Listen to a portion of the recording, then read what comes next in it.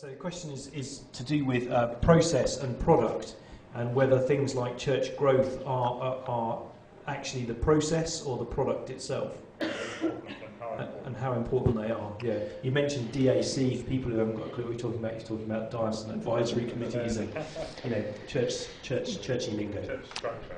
Yeah. Is growth a product or a process? I would say growth is a process, that you grow. But I think we in the church in particular talk about growth as a product, that we have a number or an image of what growth would look like, and quite often it's a numerical figure. Growth as a process, again, I would go back to my understanding of what the future is. You can have an intended future.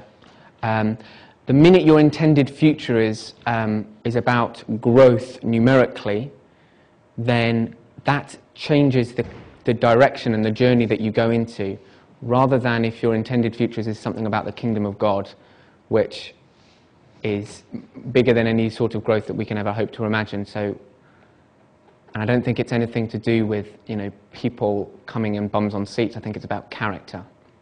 I think the intended future, therefore, needs to be slightly more personal, in the sense that we want to align ourselves with the character of Christ, and we want other people to inhabit that character as well, because it's transformative, it changes the way that we see the world, it changes our worldview. And the process of growth is is a byproduct of living in that way and living in that community. The minute we make that focus of going, this church is going to grow, we are then putting an intended future on, which I don't think leads in a healthy way.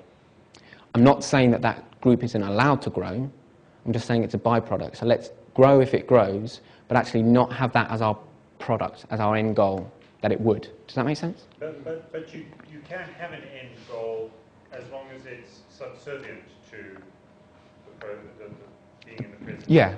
Yeah, it's very difficult to do,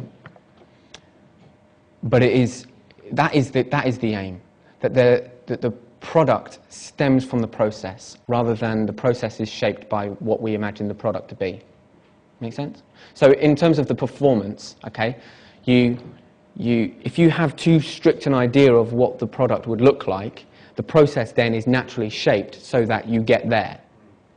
Rather than it being organic, allowing the process to take place, that you make the decisions on the moment and in the present, and that you are faithful to the character and to the story, then the product will arrive. Now, it may be something that you imagined, but actually the process is primary.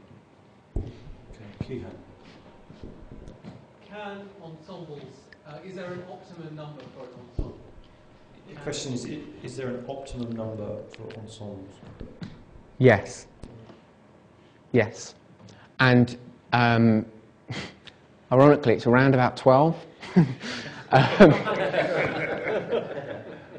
That was a devised... You look in Alison Ottie's book about devised theatre, she says a good group to work in is about 12, 13.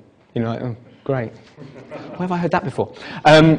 What it means in terms of churches, I am, lots of people know I'm a big one for small missional groups, and kind of like cell church, but with a network going on, a very strict network. So actually what happens when an ensemble is bigger is that you divide up arbitrarily, really, into groups, into small groups. Then you have, because there's no power and everything, you just have leaders that just develop in the groups. There is someone who has oversight, but in the same way that it's just basically they then take the small groups at individual levels, really. What I see in the New Testament is not that the churches are too big, they are too small. No, what's the other way around? They're not that they are not big enough, they're not small enough. So they meet in very small areas, and actually that's how it works. And there was, the Greco-Roman version of the internet, where just everyone was connected and everyone talked to each other much more than the churches talk nowadays. So I guess the model of cell church can be adapted for that ensemble, but there's still an intrinsic power thing which I'd like to critique, which I will do when I get onto my dissertation.